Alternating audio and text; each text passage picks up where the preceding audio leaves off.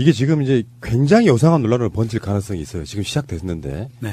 북한 고위급 대표단 이제 폐막식 때 또 오는 거예요. 김영철 통전부장이면서 현재 노동당 중앙위원회 부위원장인 김영철 부위원장이 지금 폐막식에 참석하는데요. 니성권 조평통위원장보다 더 직계에 있는 더 높은 자리에 있는 거예요. 네, 쉽게 말해서 완투쓰리 다 온 겁니다. 네. 네. 완투쓰리 다 오는 거예요. 근데 그리고, 문제는 빨리 그쪽으로 저는 그 논란으로 가고 싶은데 어쨌건 김영철 통일선전부장이 내려오고 2박 3일 일정으로 지금 우리나라에 내려온다는 거거든요. 네, 대통령이 직접 만나겠다고 또 선언하셨죠. 네. 그리고 23일에는 방송 나가는 오늘이에요. 23일에는 이방카가 또 옵니다. 예. 이방카는 공식 직책이 있어요.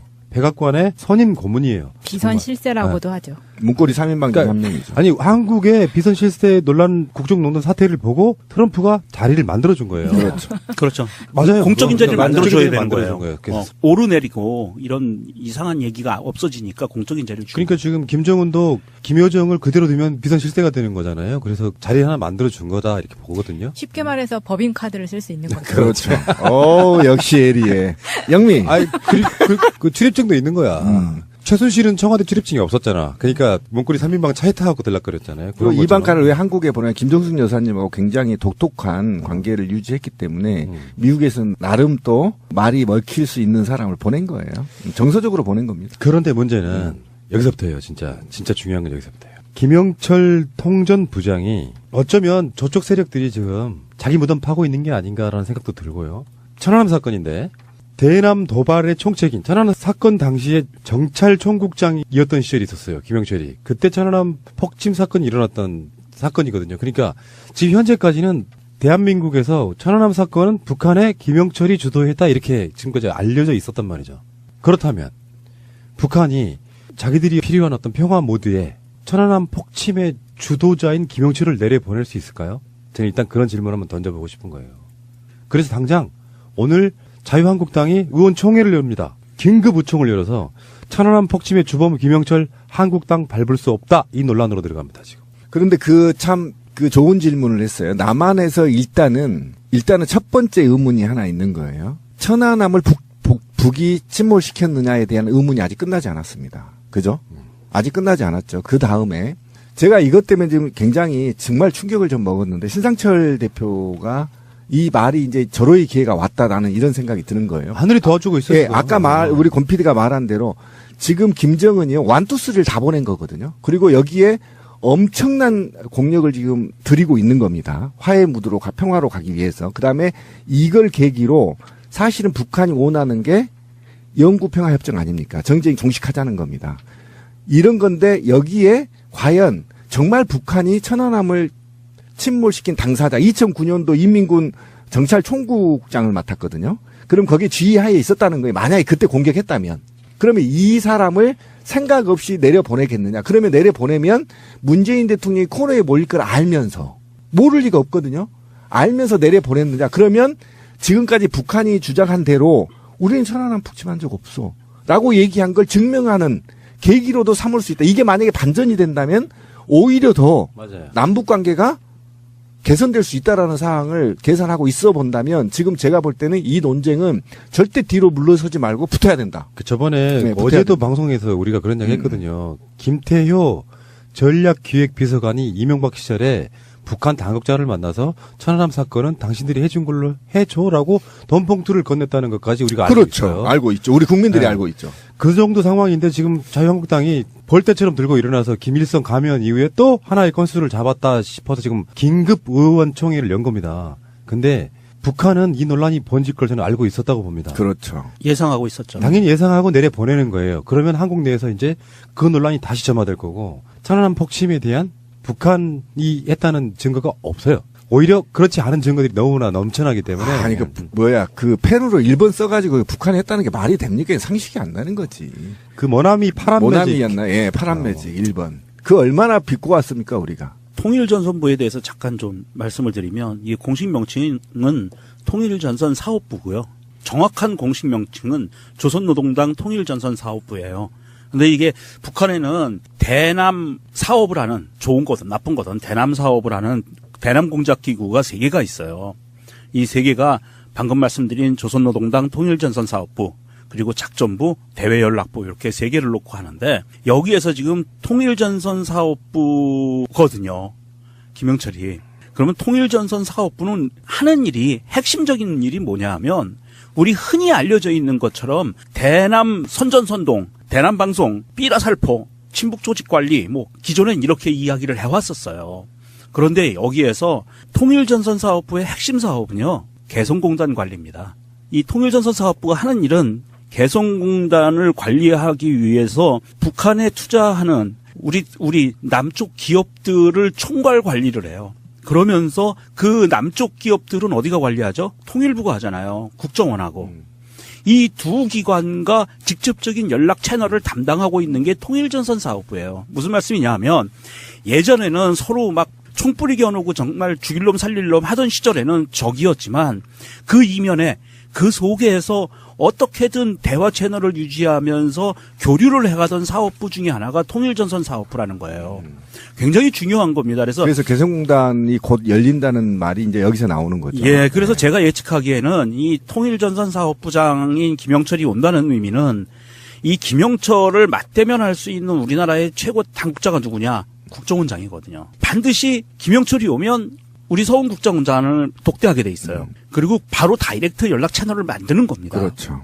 그리고 그 다음 단계가 뭐냐 하면 개성공단을 회복하는 것이 목적이 될 수가 있어요. 그만큼 중요한 사업이라고 남북이 공히 인정했던 사업이었고 이것이 오이사 조치로 말도 안 되게 천안함 폭침이라는 그런 말도 안 되는 논리로 인해서 북한과 완전 대결 구도를 다시 몰고 갔던 이명박 정권이 정권 하에서 이런 문제가 벌어졌는데 이것을 다시 회복하기 위해서는 통일전선 사업부하고 국정원 통일부가 합치지 않으면 회복이 안 돼요.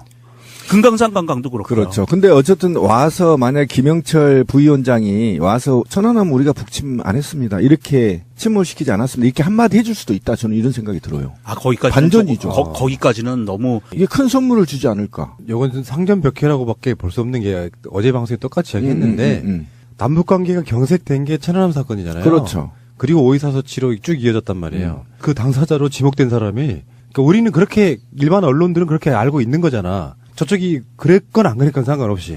근데 그 당사자가 이 예민한 시기에 자기 이름을 걸고 내려온다. 더군다나 김영철은 지금 대북 제재 대상 중에 하나예요. 네, 그렇죠. 맞습니다. 유엔에서 하는 거. 네. 그러니까 그 상태에서 내려온다고 하는 거는 이 논란이 증폭되면서 사실은 천안함을 폭침으로 조작한 세력 엿먹어라 그런 의도가 있다고 바로 보는 그겁니다. 거예요. 그래서 자유한국당이 지금 발끈하고 의원총회를 했던 이유가 뭐냐면 만약에 김영철이 말 한마디 제가 원하는 대로 말 한마디 잘못하면 자유한국당 영구 해체고요. 그리고 이 나라의 보수 세력들은 앞으로 향후 30년 동안 정권을 못 잡아요. 천안함 진실이 밝혀지면 우리 그렇게 알고 있었잖아요. 그 하나만 밝혀지면 그렇다고 네. 치면 이게 지금 간단치가 않아요. 자유한국당하고 이 MB 쪽에서는 이거 초긴장 상태에 지금 돌입할 수밖에 없는 상황에서 성명서 내고 개지랄을 하고 있는 겁니다. 지금. 자, 지금 여러분들이 잊어버리셨을까봐 천안함 사건을 딱 한 줄로 정리해드리면 천안함이 북한의 어뢰를 맞았는데 직접 맞은 게 아닙니다. 배 바로 밑에서 폭발하면서 버블제트가 돼서 그게 배가 쪼개진 사건이라고 하는데 그 증거 있냐라고 물으니까 갑자기 고철 덩어리인 어뢰 하나가 등장하죠. 그렇죠. 그 어뢰를 보고 그게 북한 어뢰라는 증거 있냐 했더니 파란 매직 일본으로 써서 썼죠. 보관했던 게 꺼내 나와졌고요. 그 안에는 천안함 사건 때 건졌다고 볼 수 없을 만큼 굉장히 오래된 어뢰 속에 가리비 같은 게 발견된 사건이에요. 아예 거기서 성장했던 가리비 못 나와 좁아서. 그러니까 어떤 사람이 살인 사건을 냈는데 죽인 무기가 뭐냐고 할 때 그 오래를 끄집어내서 이걸로 천안함을 폭침시켰어 했던 그렇죠. 사건인데 북한이 천안함을 폭침시켰다는 증거는 단 한 가지도 없습니다. 없습니다. 그리고 만약에 북한이 시켰다고 쳐 세계 최고의 미국도 없는 기술을 보유하고 있는 겁니다. 저는요 정권 교체가 돼서 천안함 사건은 언제 재조사하나 생각했었거든요. 근데 이게 재판 중인 사안이기도 하고 그래서 아직 안 지금 끝났어요. 재판 중에 있죠. 신상철님 네. 지금 7년째 저러고 있는데 대박 났습니다 지금. 그러고 있는데 셀프로 사건을 다시 논란을 증폭시켜주니 얼마나 좋아? 역시 새가 날아든다가 오랜 시간 동안 여기저기 이렇게 발을 담궜던 보람이 있다 오늘부로. 그거를 전문용어로 새날 빨. 네, 그렇게 얘기하죠. 저는 이제 곰곰이 생각을 해봤어요. 왜 김영철과 김여정 1, 2, 3, 4를 다 남한에 내려보내느냐. 근데 김영철은 사실은 우리가 잘못할 수도 있어요. 국정원이 우리한테 잘못 심문할 수도 있어요. 대남 강경파라고 얘기를 하고 있는 거잖아요. 김영철이. 원래 이제 대남 강경파인데 그러면 김정은 위원장이 왜 1, 2, 3, 4까지 다 내려보내느냐. 그럼 그중에 이제 강경파들도 있단 말이죠. 그런데 이 강경파들을 내려보내면서 남한이 어떻게 하고 있는 걸 직접 와보는 거 아닙니까? 그리고 남한 대통령도 만나고 또 남한 시설들을 두루두루 걸칠 거란 말이죠. 그다음에 당국자들 직접 또 만날 거라. 아까 말하신 대로 명령님 말한 대로 이제 국정원장도 만날 테고 통일부 장관도 만날 테고 이러면서 남한의 실상을 좀 파악하게 될 거다. 그러면 그 의도로 왜 차라리 강경파인 김영철을 남한에 내려보내느냐. 이것은 제가 볼 때는 김정은의 의지가 굉장히 강하다. 이제는 영철아 무력으로 남한 침범 못해. 네가 눈으로 보고 와. 이제는 협력 시대로 가야 돼. 그래서 우리가 평화를 정착해야 되는 메시지를 네 눈으로 직접 보고 와. 네 똘마니를 데리고 와서 다 보고 와. 라는 것으로 판단을 해본다면 지금 평창올림픽이 끝나고 이후에 남북한의 급격한 화해 무드로 발전할 가능성이 굉장히 높다. 그러면 이제 북한에서 굉장히 군을 장악하고 있는 세력들이 다 내려와서 보고 그다음에 이제 북한에 가서 자기들도 회의할 거 아닙니까? 회의에서 야 이건 남한을 보니까 이제는 뭐 어쩔 수 없다. 우리 평화로 가자. 이렇게 돼서 제가 볼 때는 우리가 상상을 초월한 만큼의 평화 무드로 갈 가능성이 굉장히 높습니다. 그리고 김정은의 개혁 개방 정책을 바로 시행할 가능성도 굉장히 있습니다. 이런 측면에서 김영철이 남한이 정치적으로도 굉장히 의미가 있는 거란 말이죠. 그래서 지금 극우나 보수 언론들이 지금 못 내려오게 극구 지금 막고 막 지랄을 하고 있는데 저는 내려와야 된다. 그리고 우리 대통령 만나서 같은 민족 탁 터놓고 얘기하면서 한반도의 발전을 기약했으면 좋겠다. 굉장히 난 좋다. 김영철 통일전선사업부 부장이 대한민국의 대표단으로 내려온다는 의미는 사실은 북한에서도 의도하지 않았던 내지는 우리로서도 의도하지 않았던 간에 자유한국당 전 집권 세력들에 의한 어마어마한 반발이 있을 것이라고는 명약관화하거든요. 그리고 벌어지고 있고요. 이미 발표되는 날. 그렇다고 했을 때 사실은 이게 굉장히 큰 저울대가 될 수도 있어요. 무슨 말씀이냐면 북한의 입장에서는 니들이 그렇게 주장한 폭침이라고 주장한 당시의 당사자, 총지휘자가 이 사람인데 김영철인데 이 사람을 내려보내요. 그러면 대한민국이라는 나라가 이 사람을 받아들여서 품고 그리고 반발하는 극우 세력들로부터 이 사람들을 보호하면서 품고 평화 통일을 위해서 나아가는 모습이 진정성 있게 보일 것이냐 아닐 것이냐를 북한에서는 볼 거예요. 무슨 말씀이냐면 대한민국의 정부가 문재인 대통령이 과연 주위의 어마어마한 어려움과 압박을 견디면서도 평화를 추구할 수 있는 그런 강단 있는 사람이냐 아니냐를 판단을 할 수가 있다는 거냐, 북한은. 그렇다고 봤을 때 이 김영철을 내려보냈다는 건 굉장히 간단치가 않은 게 아까도 말씀드렸다시피 이 김영철이 남북 간의 그 고위급 채널을 형성하고 개성공단을 회복할 수 있는 계기가 되기도 하지만 사실은 남북 대화가 실질적으로 이루어지느냐 안 이루어지느냐는 김영철이 방문하는 25일부터 27일 사이에 결정된다고 봐요. 대통령과 문재인 대통령과 김정은 위원장이 만날 수 있는 거는 25일 날 들어와서 김영철이 들어와서 27일 날 가는데 2박 3일 동안 기간에 26일 날 하루 일정을 청와대에서 어떻게 보내느냐에 따라서 이거는 4월이 되느냐 5월이 되느냐 뭐 10월이 되느냐 이런 기간 더하기 되느냐 안 되느냐가 결정이 된다는 거죠. 더 빨라질 수도 있고요. 네. 너무 과하게 나가는 건 좀 그렇고. 그렇죠. 이제 뭐 이방카도 오고 뭐 그래서 북미가 만나느냐 뭐 이런 여러 가지 것들이 있는데 일단 김영철이 방남하는 상황에서 지금 오늘부터 천안함 폭침에 관련된 논쟁이 시작될 겁니다. 자, 그리고 청와대에서 입장이 일부 이제 비실명으로 나왔어요. 그러니까 뭐냐면 기자들이 천추관에서 물어본 결과 이제 그렇다는 겁니다. 천안함 북침의 주역에 김영철이라고 되어 있는데 그 사람이 오는 거에 대해서 청와대는 그럼 어떻게 생각하느냐는 질문에 김영철이 폭침했다는 근거가 있나요? 라고 질문을 대받았다는 거예요. 그러니까 청와대는 이미 기준이 섰다는 것이고요. 그다음에 근거 가져와봐 그러면. 폭침한 그 근거 가져와봐. 지금 이런 얘기를 지금 간접적으로 하고 있다는 거라고 보면 김영철이 이제 남한에 내려온 거에 대해서는 우리가 상상을 초월하는 선물을 가져올 가능성이 굉장히 높다. 저는 그렇게 봅니다.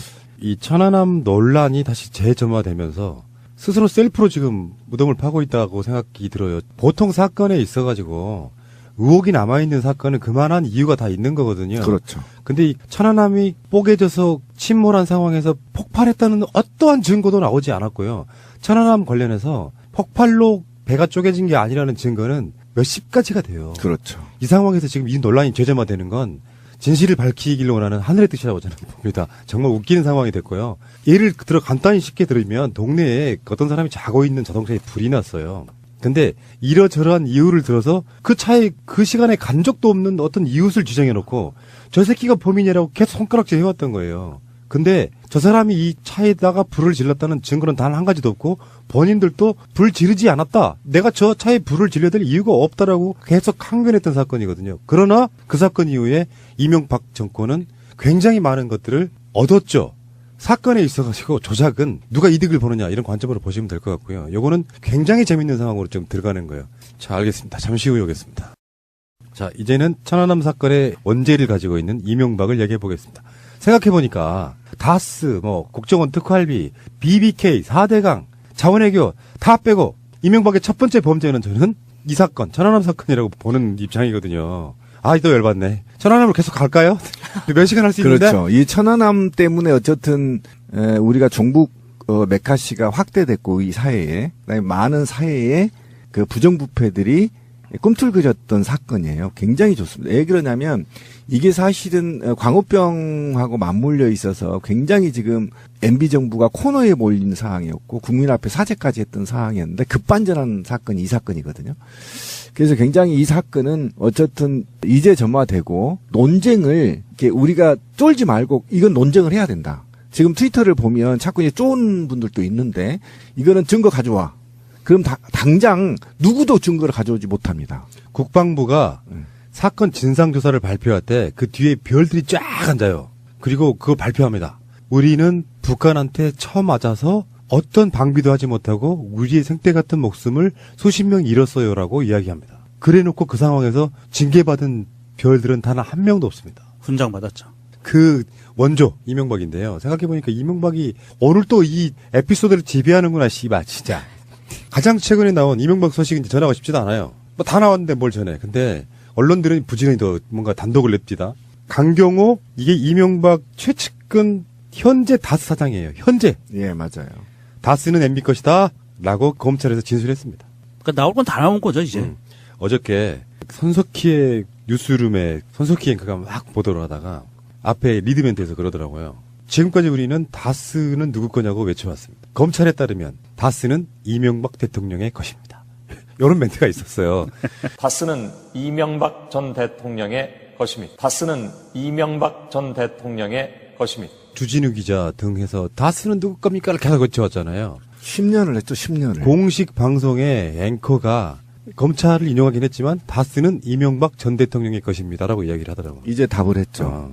그런데 강경호가 이쯤에서 자기도 불 수밖에 없었다는 게 1월 말에 이동영이 그 녹취록에 의하면 강경호가 나도 이제 옷을 벗어야 될 때가 온 것 같아라고 말하는 부분이 나오거든요.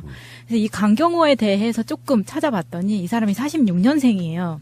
현대그룹 공채 출신이고 한라중공업 사장을 했고 한라그룹 부회장을 했습니다. 이명박이 서울시장이던 2003년부터 서울메트로 사장을 했고요. MB 정부 초기에 2008년 6월 코레일 철도공사 사장에 취임을 합니다. 그렇지만 5개월 만에 강원랜드 관계자로부터 금품을 받은 혐의로 사임을 하게 되고요. 여기서 징역 1년 6월에 집행유예 2년을 받고 추징금 5천만 원을 선고받습니다. 그 이후에 바로 2009년 6월에 다스 사장에 취임을 하게 됐는데요.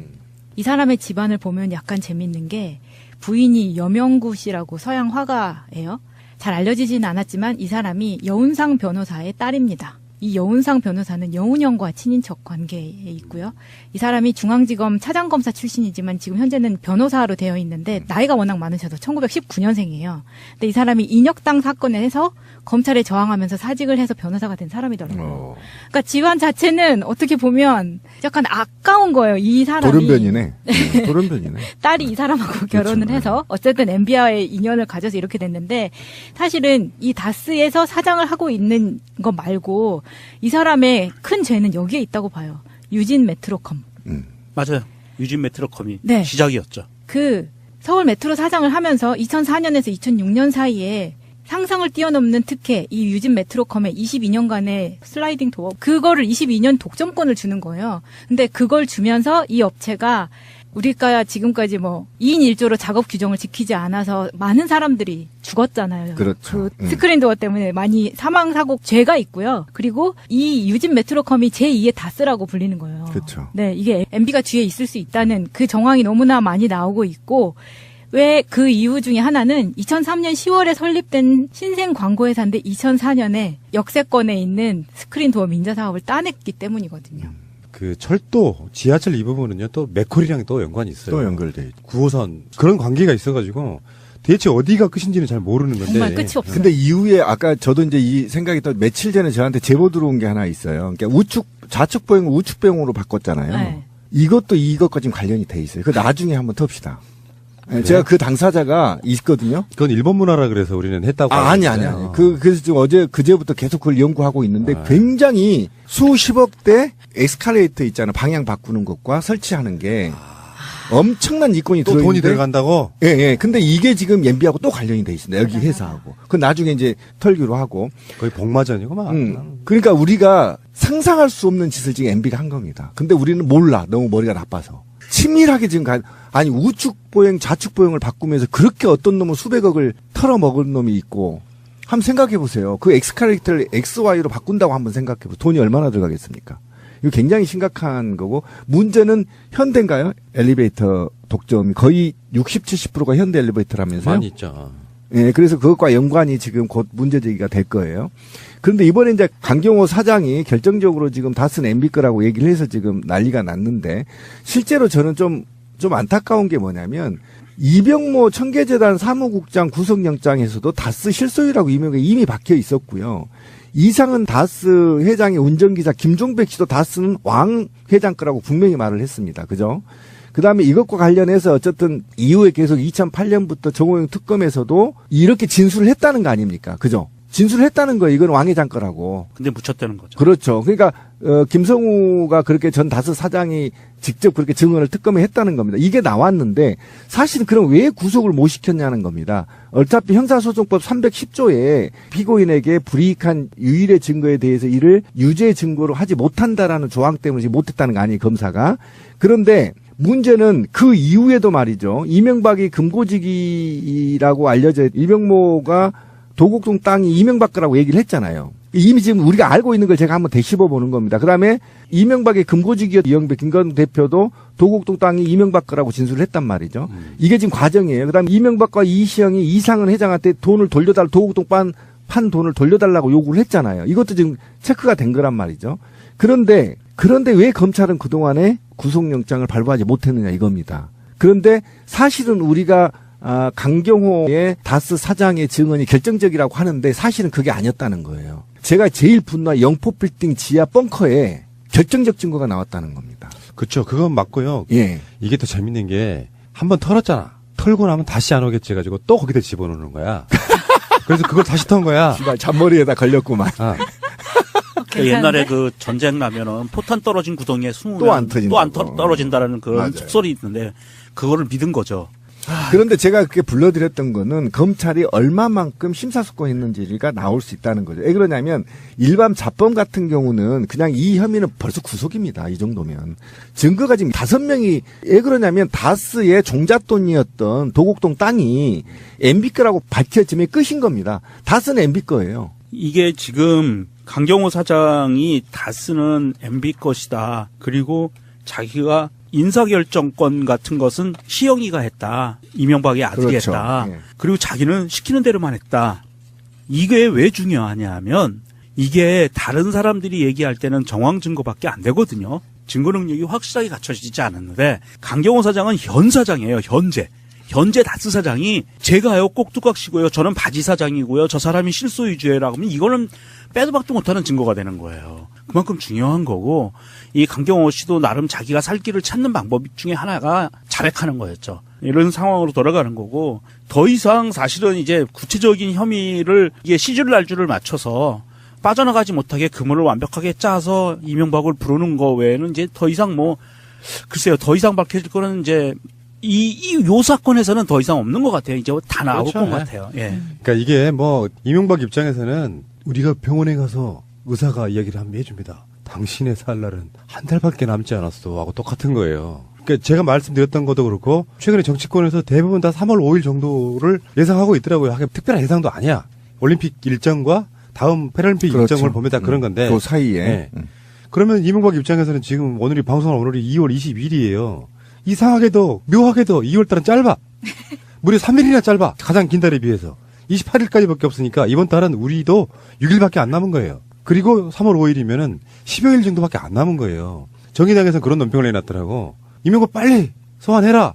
소환해야 됩니다. 증거 인멸하고 있다. 근데 네. 인멸할 증거가 어디 있으며 지금 감시해 놓은 처리랄까요? 이런 것들 때문에 함부로 하지는 못할 거라고 보고 웬만한 건 다 확보가 됐다고 보니까 어쨌든 이명박이 그런 입장인 거고요. 영포빌딩에서 발견된 문건을 건네줬던 사람이 청와대 부속실의 선임 행정관이었던 김윤경이라고 나오잖아요. 예. 근데 이 김윤경은 이진영이라는 또 다른 선임 행정관하고 항상 같이 옮겨 다니는데 이 둘이 김윤경은 서울시 공무원 시절에 이명박과 인연이 있고요. 여기서 말하는 이진영은 LK 이뱅크 때 이명박의 비서였습니다. 어허. 근데 이 두 사람을 청와대에 데리고 들어간 거예요. 그리고 임기가 끝난 후에 이제 이 사람들이 뭐 문건이라든가 다 이걸 이병모에게 건네주고 이런 역할을 다 했고 임기 후에는 지금 삼성동 MB 사무실에 상근직으로 근무하고 있는 사람들이에요.